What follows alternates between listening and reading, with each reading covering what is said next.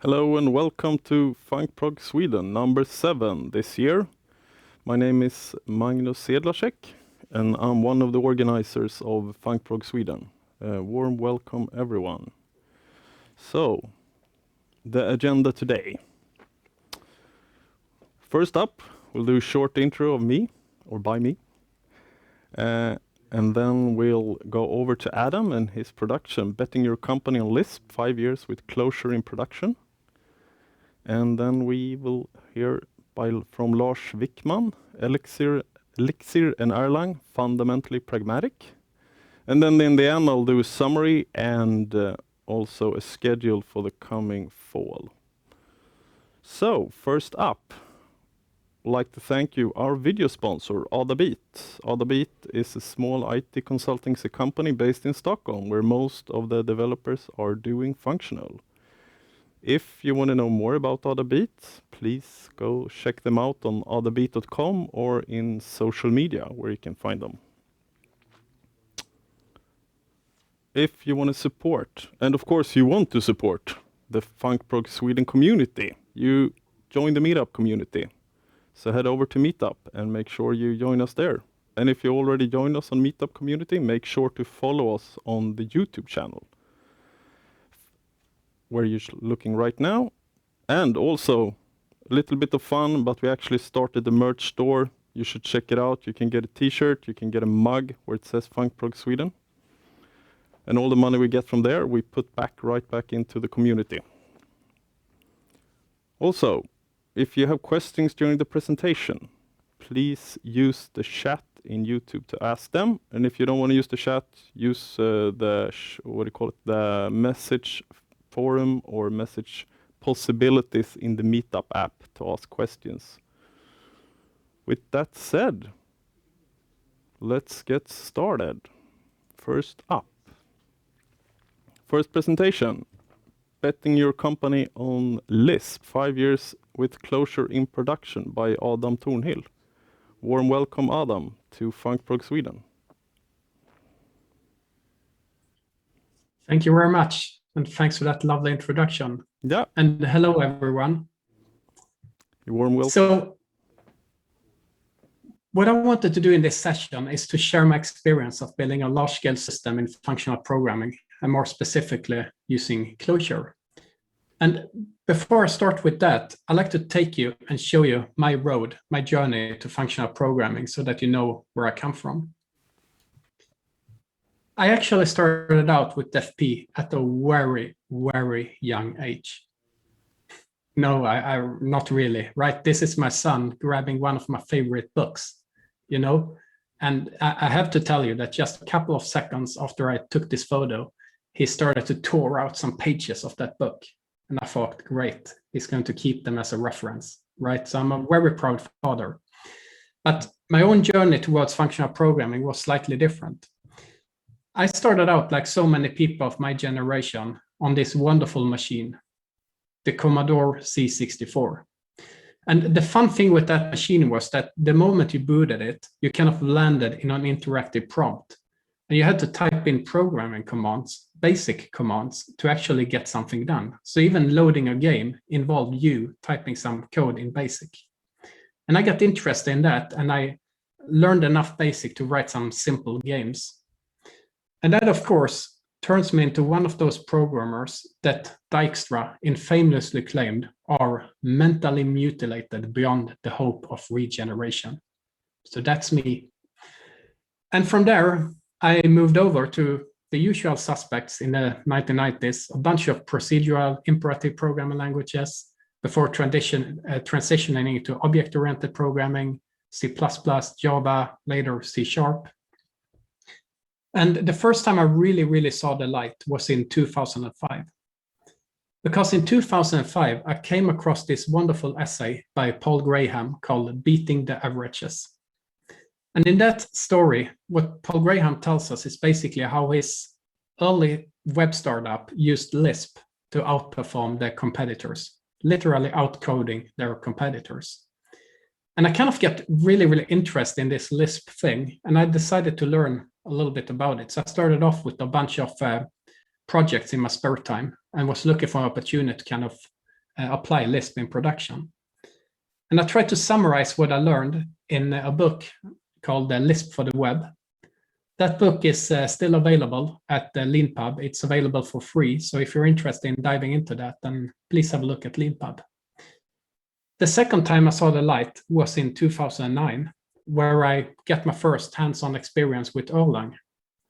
And I'm not going to talk so much about Erlang, but I'm going to talk about that experience because to me, it was a real game changer. So I'm going to talk about that very soon. In parallel to all this stuff, I was at the university too, working towards my degree in psychology, which is still one of my big interests. And I've written a couple of books about this intersection between programming and psychology. And the first one was called Your Code as a Crime Scene. And Your Code as a Crime Scene was basically me trying to describe a number of techniques I've been using to make sense of large-scale software systems. And once I published that book, I kind of understood that if I want these techniques to become mainstream, there has to be good tooling around it. And that was my main motivation for funding CodeScene, the company, to develop the CodeScene tool. All right, I'm going to get back to all of this in a couple of minutes. But before I do that, let me share my experience the first time I kind of realized that functional programming can be a real advantage. Because we've probably all heard about the benefits of functional programming, right? That's probably the reason that we're here, right? But there's very little data. If you look at the research or look at the community, there's very little data that shows you an objective view that functional programming is better, cheaper, faster. There's almost nothing like that. And I'm in the fortunate position to actually have some data. Because in 2009, I was part of 2 different development teams. And we were going to build a new version of an existing system. And we wrote the first prototype in Java, which was the language of choice for that company. And that prototype, it was a success. We were demoing it and everyone thought the architecture is solid. Let's continue with this. But during that development, I kind of realized that the domain we work in, so this was in the simulation domain, the system we were developing was massively concurrent. It was a distributed system and it had soft real-time requirements. And when I kind of noticed that, I kind of realized that, hey, this sounds very similar to this strange language I've heard about called Erlang. And I'm still not sure how that happened, but I kind of managed to convince management to give us a small budget to do the same prototype in Erlang. And we did. And the fun thing was that the people working on it, none of us actually knew Erlang at that point. So we spent the time it took to develop that prototype. We also spent that time to learn the actual language. And the fun thing was that we finished that second prototype in half the time it took to write the original one. And all of us were proficient in Java, right? So we were actually quicker in this unfamiliar language. And that surprised me. The second thing that surprised me was that Erlang prototype, not only did it have more features than the Java version, it was also executing much faster. It was much more performant. And then the thing that really kind of blew my mind was this graph. And that was when I did a simple comparison of how many lines of code did we need to do the Java version and how many lines of code did we need to do the Erlang version. And it turned out that the Erlang version was actually just 25% the size of the Java solution. And this is important because number of lines of code, it's an extremely rough metric, right? But it definitely carries some weight when the distinctions are this big. And the reason for this is something called the 60-60 rule. So the 60-60 rule is written up in a book called Facts and Fallacies of Software Engineering. It's one of my all-time favorite programming books. I highly recommend it. And the 60-60 rules basically tells you that given a product's total lifecycle cost, 60% of those costs will be spent doing maintenance. That is, improvements to existing code. And of those 60%, most of the time, another 60% are going to be spent trying to understand what the existing code does in the first place. And this is important because it means that as developers, our job is not so much to write code. It's much more about understanding code. That's where we spend most of our time. And having fewer lines of code is, of course, a big advantage, right? There's less to understand. So that's what kind of hooked me on FP. And that's also what kind of made me realize that choosing the right technology for the job can make a dramatic difference. So with that introduction, I'd like to talk a little bit more about what attracted me so much to functional programming. In FP, we have all these concepts, right? And the first thing I kind of asked me, what's actually important in FP? Is it all these things? Is it few of them? And do I really need all of them? And I'm not the only one who started to think about that, of course. And I really like this quote, that if you ask 100 programmers for their definition of functional programming, you're likely to receive, and I would like to add, at least 100 different answers. So if I can take anything out of this box that is FP and point to just a single concept, to me, the most important thing in functional programming is this, immutable state. Because I like to think that so many other of the advantages follow from this property. And just to make this really obvious, with the immutable state, I'm referring to taking every single assignment, every single mutable operation and removing them from the programming language. And I mean, really, really removing them, right? And the reason I find immutable state so important relates to something I learned in my psychology courses. So let me do something different.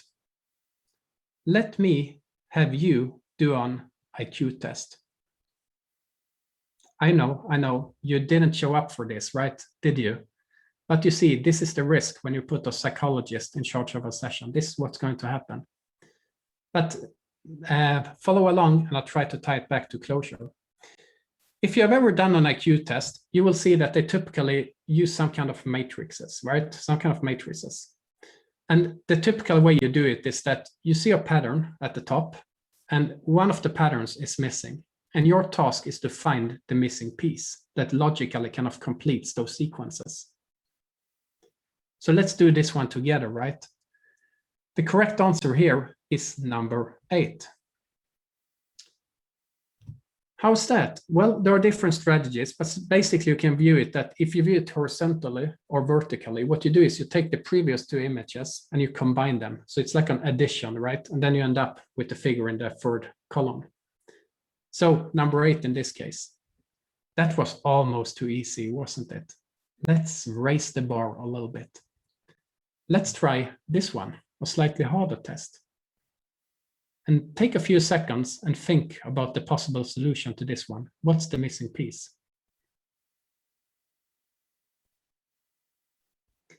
It's easy for me because I have the answers here. So I happen to know that it's this one. And my idea is that I think a lot of you thought that the second test was slightly harder than the first one. Because what we need to do now is that not only do we need to keep the previous 2 images in each row in our head, we kind of also need to combine them, and we need to remove the overlapping lines. So that's basically how I think about this. And the reason this second one was perceived as harder, most likely, was because we simply need to keep more things in our head. And more things in our head means that we put the tax on what's called our working memory, the cognitive workbench of the mind, right? And you might have heard things like 7 plus minus 2, the number of things we can keep in our head and reason about it effectively. More recent scientific psychological research points that that number might actually be a little bit over-optimistic. And depending on the kind of information, we might just be able to keep 4 or maybe even 3 things in our head. And that's not good news for anyone programming an imperative language. Because if we look at a typical imperative programming language, you have an example here. The details aren't that important. But what we can see here immediately is that there are a bunch of side effects happening. So this happens to be a piece of code that can draw something on screen. So I'm calling out the different methods to have a rectangle draw and so on. So side effects. What I also see is that there are a lot of state manipulations, right? So we're changing state all the time. And that simply means that if we take a cognitive perspective on imperative code, the way I view state transitions and side effects is like having a tax on our working memory, right? So there are more things for us to keep in our head, and consequently, the code gets harder to reason about. So my main recommendation is always to let's avoid turning our code into an IQ test, right? And so much of it starts with immutability. More specifically, to me, immutability has been what allowed us to write programs that kind of scale in cognitive terms, code that we're still able to reason about. And I think this is the single largest advantage of functional programming. But once I started to use Clojure at scale in production, I noticed a few other patterns. One of them relates to test-driven development. So I've always been a big fan of TDD. It's been my default programming style for almost 2 decades. So I've written a lot of code using TDD. But once I started to work on CodeScene and embraced Clojure full time, I kind of noticed that it's very rare that I use a TDD style with Clojure. And the reason for that is because what I value the most with TDD is not the test factor. To me, that's definitely secondary. It's really not what TDD is about. What TDD, the benefit for me is that it allows me to take a fairly large problem and break it down into smaller chunks that I can iterate on. And it turns out that Clojure, like so many other functional programming languages, have an excellent mechanism for that. Because Clojure has interactivity built in. So I have the REPL. So I find with Clojure, I find myself spending much more time in the REPL, experimenting with different code snippets, trying different things out, testing different edge cases. And what I then typically do after a REPL session is that I take my REPL interactions and I tend to kind of copy paste them into a unit test file, and then I formalize them as tests. So this kind of interactivity kind of let me explore some of the most common coding constructs much quicker. It let me iterate even quicker on a problem than using TDD. Speaking of TDD and unit tests, another interesting side effect I noticed fairly early on relates to something I call the perils of test setup. So for those of you who know me, you know that I spend most of my time helping organizations manage and prioritize technical debt and becoming more efficient. And as part of my day job, I think I've analyzed around 300 code bases over the past 5 years. So I've seen a lot of code. And I have to admit that some of the worst technical debt that I've ever seen has been in a test code, has been in automated test code. You know, it's almost like we developers, we kind of make a mental divide between application code that we know this is really important that we keep it clean, easy to understand, easy to evolve. And then on the other hand, we have the test code. And most of the time, we might be happy if we manage to get around to write any of it at all. And just to give you an example on a common pattern I find in automated tests, and this is a real example from open source code base from Microsoft called ASP.NET MVC. So here's our setup method for our unit test. This is only part of it because it continues, and it continues like that for 2 more pages. Now, let's think about the test setup method like this. What does it actually tell us?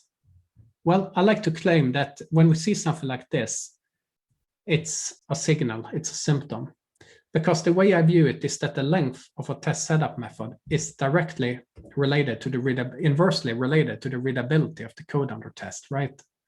So to me, a long setup method, that's a symptom indicating code that's hard to understand and hence expensive to work on and maintain. Now, once we turn to an immutable language, this changes drastically. With CodeScene, we have a core of the product. I'm going to show you some examples later, but we have a core of the product where most of our business logic is. And in that core, we are quite religious about testing. And we have more than 90% test coverage using our automated test suite. So what I did early on was that I started to calculate how many large setup methods do we have. And what I found kind of surprised me a little bit because it turned out in all those thousands of tests that we have exactly 0, I repeat 0 setup methods in our tests. Because once you go immutable, there's nothing to set up because you don't have any state. And this is a big win because it allows us to write new tests faster. There's going to be less dependencies between individual test cases. There's no shared setup method. And it simply let us iterate faster on the problems we are trying to solve. Now, another thing that I found extremely valuable over the years, and this actually took me a while to understand well. It's not something I started out with, but fairly quickly I moved to use Clojure's threading macros. And I know these kind of macros, they are available as under different names in different programming languages. So what's a threading macro? Well, have a look at this piece of Clojure. We define a function called costs by file, and we take two different input arguments. And what we do is that we have this arrow operator where we say that, hey, here's a sequence. That sequence is called costs. Now we're going to iterate over it using the map construct and apply a specific function to each element in that sequence. The result of that flows into the next step, where we filter out anything that passes a threshold before we reduce the resulting sequence to kind of end up with the end result of the whole operation. And what I like so much about this style is that it kind of allows us to express the natural steps of an algorithm. So it's very much like a receipt. Do this, then do that, then do this. So it lets me focus on the essential stuff. It's also code that's fairly easy to modify, because if I need to add something to this code, I can just find the proper place in that pipeline. I can insert my code there. And as long as it kind of fulfills the contract to the previous and the next step, everything will just work as expected. Another beauty that I found with Clojure is that the threading style tends to reduce the need for conditional logic, because everything is treated as a sequence. So that means things like an empty sequence or null, it's not really a problem, right? Because we treat it the same way. Iterating over an empty sequence is cheap. Another interesting property with the pipeline style is that at first, at least to me, coming from an imperative background, right, object orientation, procedural programming, it kind of looked extremely inefficient, because it kind of looks like we're iterating over the same sequence multiple times. Once when we map an operation, then we iterate over the same thing while filtering and so on. But of course, that's not what's happening at all, because Clojure also has lazy evaluation, meaning that this stuff doesn't really get calculated until it's needed. And it simply means that, no, we don't need to do multiple passes for that collection, right? Because Clojure can kind of combine the operations on each element. And the result using a pipeline style and lazy evaluation is, to me, it's like the best things of two different worlds. First of all, we get the simple code that's easy to understand and modify. And second, it's very often performant enough thanks to lazy evaluation. So with that covered, I'd like to move on and talk a little bit about the domain and the architecture in functional programming. And when I started to dip into Lisp, like 15 years ago, one of my main challenges was that so many introductory texts, so many of conference presentations were focusing on this, right? We got sold on the idea of FP, and the code we saw was very often like this, solving a very simple problem. It's typically something from the mathematical domain, right? So it's very natural with functional programming and no immutability. And then you look at real-world systems, and they look nothing at all like this, right? The real-world system looks something like this. So to me, it wasn't really clear how the small pieces of FP could fit together to form a system of functional architecture. So I'd like to share my experience with how that works. And before doing that, I would like to take you on a quick tour through the domain where we work so that you have the context. So CodeScene, the startup I work with, is working with something called behavioral code analysis. So our target audience is typically developers, technical leaders, and technical managers that want to understand their code base. And one of the things that behavioral code analysis focuses on is to prioritize technical depth. So let me show you a quick use case of how that works, and then we're going to look at how we actually implement that stuff with Clojure. So what you see here is a visualization of a real-world code base. So this is the React code base, an open source project from Facebook. And for those of you who are not familiar with React, it's a UI library that's very, very common these days. It's very popular. And what you see on screen is roughly 300,000 lines of code. The way you read this visualization is that if you look at the large circles that you see there on screen, the ones that I'm hovering over right now, you see that each one of those circles corresponds to a folder in that Git repo. So it's a hierarchical visualization that kind of follows the structure of your code. So if this was one of your systems, you would most likely recognize the name of those large circles as important subsystems or high-level components. Once I get to the lowest level of detail, I see that each file is visualized using different colors. And the color carries different meaning depending on what property of the system you look for. In this case, I'm within a context of something called code health. So what's code health?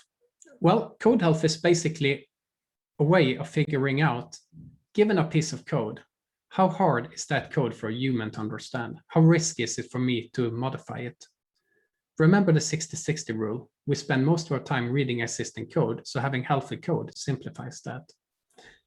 And to calculate something like code health, we really had to move way beyond a single metric, because when talking about things like code health and code quality in general and maintainability, there's never, ever a single metric that can capture a multifaceted concept like code quality. So what we did instead was that we simply take a piece of code, then we sample different properties of that code. And I'm going to give you some examples soon. And then we kind of have an algorithm that can kind of weight together the scores on all these different dimensions into a normalized value for code health: healthy, warning, unhealthy code. And just to give you some examples on what we look for, it's things like this. Does a specific module have low cohesion? That is, does it have too many responsibilities so that it's hard to understand and you have the risk of unexpected feature interactions? We also look for different complexity patterns, like having deeply nested logic. That's like when you have if statements inside other if statements, and then a for loop for good measure. And the reason we look at this is because there's some pretty good research that suggests that roughly 20% of all programming mistakes are due to things like deeply nested logic. And so on, classic like copy-pasted code and stuff like that. And by sampling these different properties, we can then come up with a classification of each file. So looking at this example here, it's a different code base. This is Kubernetes that some of you might actually be using. We can very quickly see, do we have any code with low code health? That's the red areas. Everything that's green, that's under control. Now, I want to show you one more thing, and that is finding unhealthy code or code with quality issues. It's actually the easy thing, right? That's actually the simple problem. A much, much harder problem is to kind of prioritize it, because as an organization, it doesn't matter if you use functional programming or not. We always have this balance between improving existing stuff versus adding new features, which is typically what the product and business pushes for. So what we did with CodeScene, and that comes from your code as crime scene, is to look at the behavior of the development organization to kind of prioritize the findings. Because it's one thing to know that here's a complicated piece of code. It's much more interesting to know that that complexity has an impact on us. So the way we do this is that we turn to version control data, tools like Git, and then we look at the development activity in each piece of code. And using the Git patterns, we can pretty much figure out, is this code that's being worked on actively by how many people, or is it code that's been stable for a long time so that we could live with a certain degree of technical depth in it. And using those patterns, we can drill deeper. So I'm showing an example here. We're back in React. I figure out there are a few critical modules. From here, I can go directly into the actual code. I can review it, and I can figure out what kind of problems do I have in this specific code and what should I do about it. So you can take a large code base, break it down into some smaller parts, and make it actionable via code review. And all of that is implemented in Clojure. Speaking of Clojure, I want to show you a specific use case, my last one, and this is from the actual development of the Clojure code base. So building maintainable code is about much, much more than just properties of the source code itself. Because we also have organizational factors, social factors like knowledge distribution, right? Do the current team know the code base well, or is the code originally written by different people?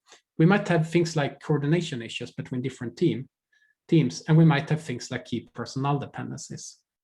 So I want to show you an example here from the Clojure code base. If we look at the stats, if we start in the top left corner, we see that the Clojure code base is written by 162 developers. So lots of people that have contributed code to Clojure itself. However, we see that out of those 162 contributors, the key personnel analysis further down shows that the majority of the code is written by a much, much smaller core team. And this is the way it tends to look in many code bases, in particular in open source, it's very visible. So the question is, of course, what happens? What's the impact if one of those core contributors leaves? In particular, what would happen if Rich Hickey himself left Clojure, right? Rich Hickey was the original developer of the language. Well, using behavioral code analysis, we can answer that. So what we can do now is that we can look at the visualization of Clojure that you see in the middle. You see that each file is colored using a blue color, meaning that this is code written by the current team. And what we can now do is we can start to zoom in on it, explore different areas. Here's the compiler in Clojure. Over here, we have the runtime. And what I can do now is I can identify a developer, let's say Rich Hickey, and I can tick the box, and I will immediately see the impact. What's the consequence if that developer leaves? Where are we losing knowledge? So to sum it up, would I be worried as a Clojure user if Rich left? Given this visualization, my answer would be yes, definitely. So that's a little bit about the domain that we're working on and that we use FP for. One of the challenges we came across when implementing this stuff was the need for concurrency. And in particular, analyzing massive code bases can be extremely expensive from a runtime perspective. And just to show you that, this is a visualization of the Linux code base, the Linux kernel, consisting of more than 21 million lines of code. So there's a lot of code to scan. And that code is developed by more than 15,000 developers. And to calculate things like code health, we simply need to iterate over every single file in that code base. And we also need to kind of dig out the history from Git and iterate over historical revisions to kind of find trends. So it's extremely expensive to do that from a runtime perspective. Fortunately, Clojure and functional programming makes it very easy to do a concurrent solution. In fact, what we did in CodeScene was that we had something that looked like the example you see here, that we have a collection of files in, let's say, the Linux kernel. Then we iterate over each one of them and apply a function that knows how to calculate code health. So this is a serial implementation. To make this solution concurrent, all I have to do is add a single character. I can move from this to this. All I need to do is use the P map instead of the map, right? The parallel map. And my solution will now fan out on all available CPU cores. And this is something we actually did. And it turned out by just adding this single character, we kind of improved the performance by a factor of 10. So it's a very, very quick win. And the only reason it's possible is due to the immutability of Clojure. But maybe I should take a step back and revisit my claim, because concurrency made easy. It's more like, even with functional programming, I would like to claim that concurrency made possible is a better fit. And I know that there's an Erlang talk coming up after this one, so we might have to revisit that one again. But you can still run into a bunch of problems using concurrency, even with immutability. And that's largely due to side effects. So let's talk about side effects a little bit, and let's talk about functional architecture. So the first thing I kind of asked me once we start to build CodeScene is all this stuff we know about architectural patterns, how does that scale to functional programming? What would be different? And I like to claim that based on these 5 years of experience at the macro level, at the high level, there's really no difference at all, right? If you draw a diagram of our CodeScene, the different services, databases, it looks exactly like any other architectural diagram. But then you start to look at the subsystem level, you start to look at the individual building blocks, and you will see that functional programming actually pushes you in a different direction. The individual building blocks will look different. In particular, the most important principle I learned in functional architecture is to isolate side effects.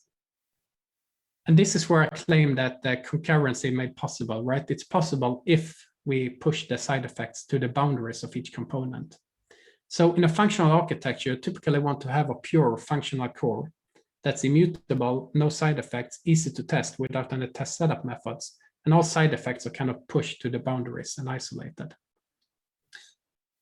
And one pattern that I found extremely useful for doing that is a pattern called pipes and filters. So pipes and filters is basically, the name is a little bit odd. What it's referring to is basically that you have filters that kind of take some data, manipulate it into a different format and pass it on. And then you have the pipes, something that kind of connects these different filters together. And that pipe, it could be anything. It could be a network call, it could be a message bus, or it could be something as simple as the humble function, right? So a humble function call. And given what I showed you about our domain of code analysis earlier on, the way it looks in practice is that you typically build up those pipes dynamically during runtime. So if we look at a specific use case, like prioritizing technical debt, how would that look in a functional style? Well, first of all, we would pick a filter for one of our input sources. In this case, it would be Git to kind of pull out version control data.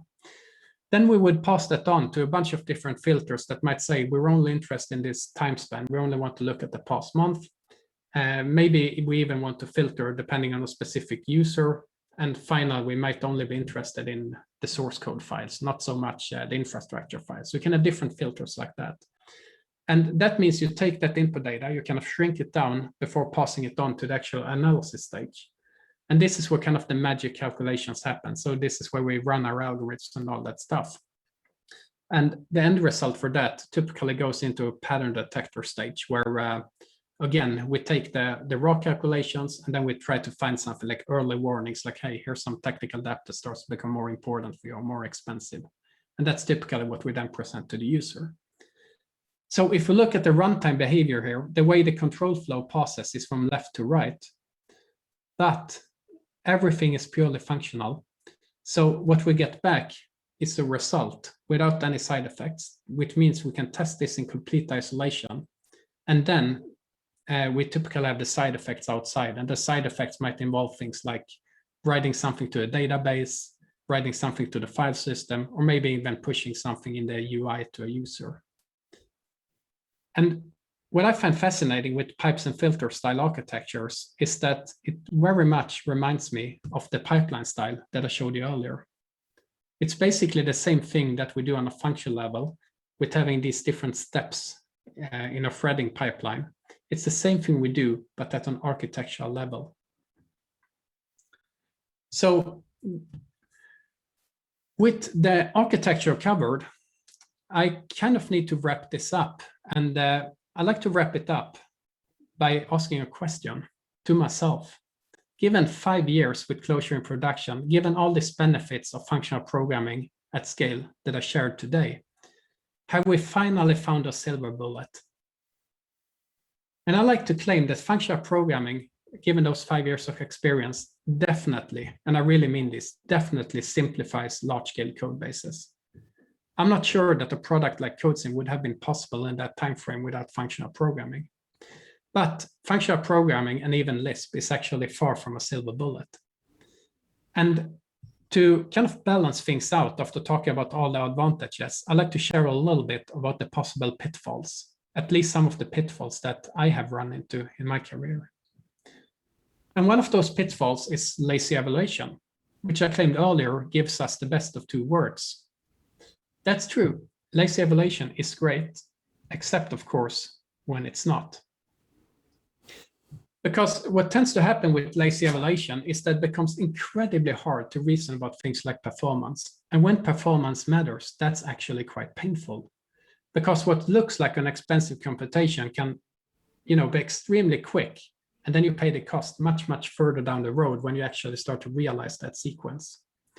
So this has been a tricky thing. It has also, lazy evaluation can also lead to some very subtle bugs, in particular if you ever mix it with side effects like reading or writing from a file system.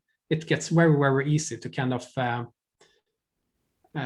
do things like trying to read from a file that's already closed, right? So it definitely requires some discipline. Another thing, another pitfall, and this might be much more Clojure specific, is what I call the semantic gap.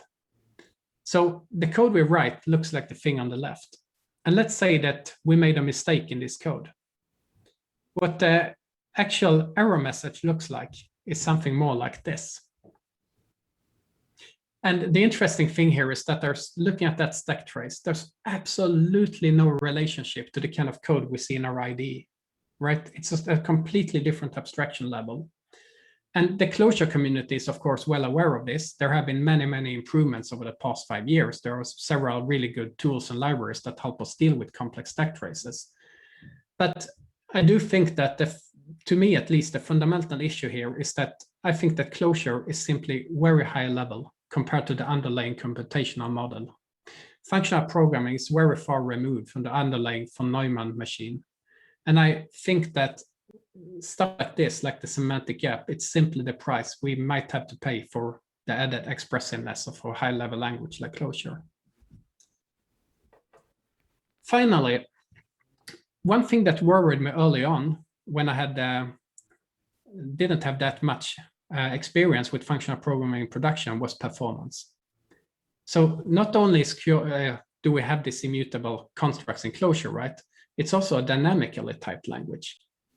And I was a little bit worried about performance. What actually happens when you start to process large amounts of data, like the Linux kernel that I showed you earlier? But it turned out that in practice, we ran into extremely few performance bottlenecks, right?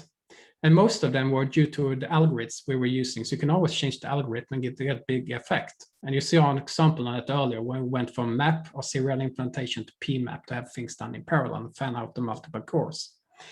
But then occasionally, you might end up in a situation where you simply cannot optimize your Clojure code further. Fortunately, Clojure is a citizen of the Java ecosystem. It runs on the JDK, the Java runtime. So we can always resort to using Java itself as like an assembly language for the JVM. And it's not often that we had to do this. I think that we had to do this maybe 2 or 3 times over those 5 years. But the good thing is that sometimes a little bit of mutability is exactly what the performance doctor ordered. And in that case, Java is your friend, and the integration is very seamless. So to wrap it up, let me transition back to the beginning and try to answer the question, why did I choose Clojure? And the reason I chose Clojure was that I had to answer a number of key questions. First of all, I realized that doing a startup is not really going to be a 9-to-5 job. I'm going to spend a lot of my time on this. So how do I want to spend that time? And the answer for me was that I want to have fun. And I think that fun is a very much underestimated driver of software design and productivity in general. And Clojure turned out and functional programming to be really, really fun. I'm still enjoying it a lot after these 5 years. Another thing I looked for, and that goes all the way back to Paul Graham, is that I knew that early on, we're a larger company now, but early on, we were just a handful of people working on this. And we kind of had to compete with companies that might have hundreds of engineers. So it was very clear that we couldn't play by their rules. We had to do something differently. And we used Clojure as our secret weapon. Finally, the community, because choosing a language is about so much more than a technology. And I have to say that the Clojure community is very, very welcoming. It's a vibrant community. There's a very rich ecosystem of libraries. And there are some amazing people and an amazing talent pool in the Clojure community. And I'm very proud to be part of it. So with that covered, I'm happy to answer some questions. If you want to dig deeper into this, I have a Lisp for the web to summarize some of my experience available for free at LeanPub. And I have my new book called Software Design X-Rays, in case you want to dive into behavior code analysis and see some more examples and algorithms. And finally, of course, if you're interested in trying out CodeScene, there's a free community edition. And yes, it does support Clojure at codescene.io. And with that said, I'm happy to move over to any questions you might have. And let me just say, thanks a lot for listening to me, and may the code be with you. Thank you. Thank you very much, Adam. Really liked your presentation, and I really liked your definition also of functional programming and why it was good. It's been a mishmash in my head, but you really put the words down. And I saw in the chat that more people also liked it, your definition of functional programming. So thank you very much. We have one question from Pajo. He's asking, is it hard to, do you miss developing, or do you? I'll read it out. When developing Clojure on the JVM, do you miss the Erlang OTP libraries, supervisors, hot code reloading, and etc.? I do, not so much code reloading, because you can get really, really far in Clojure, right? You can update the live system without problems, but I do miss OTP. I think OTP to me, it's genius. It's absolutely brilliant, and it makes things so much simpler.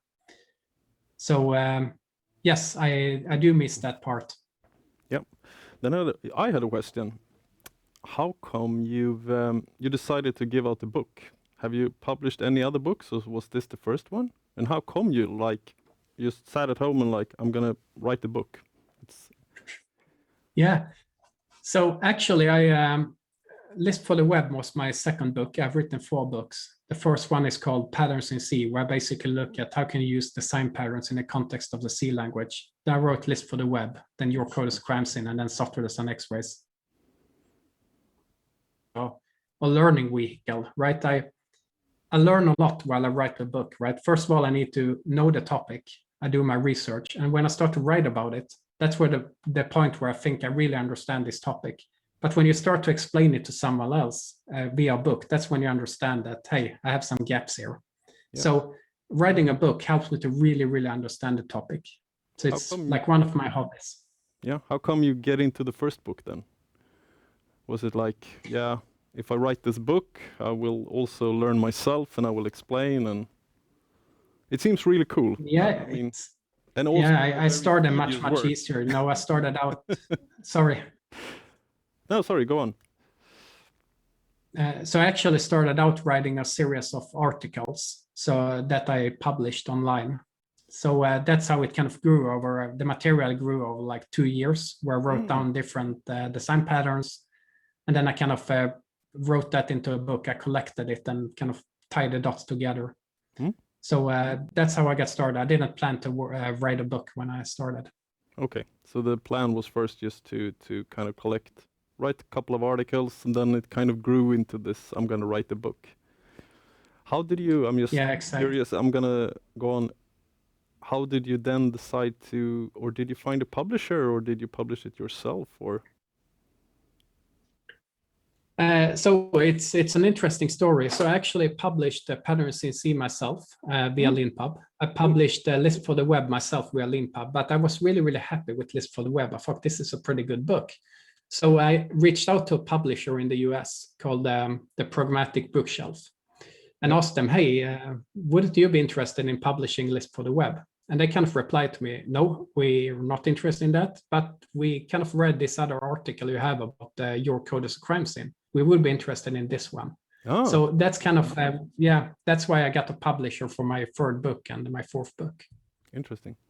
I have one more question from one viewer. Why didn't you write CodeScene in Erlang OTP? Why? If you liked it more, why did you go for Clojure? Yes, so I think Lars might disagree with me, but the reason I went with Clojure is because Clojure basically feels like a domain-specific language for code analysis. It's brilliant at that. Clojure is really, really good at handling large amounts of data. It's like a data processing language, right? kind of agree. Erlang is really, really good at this massively distributed system, at this concurrent system. But I would like to claim that Erlang's strength isn't really in purely mathematical calculations. Yep. What's your favorite Clojure function? Juxt. Yeah. Okay. Last question. How come then you decided to start a company? Did you have some friends, or did you think it out yourself, or was this like your first company you started around an idea? So it was the second time. I actually, 5 years earlier, I had an idea for a company that I really, really wanted to do, but I didn't really dare to take that step because I had this comfortable job. I have a family to take care of. I have to pay my bills, and I have no idea how do you actually start a company. And I kind of regretted that over the years that I didn't take the chance. And after doing Your Code as a Crime Scene, I've been living very intensely with those concepts. I kind of realized that this is what I want to do, right? I really, really had to do this.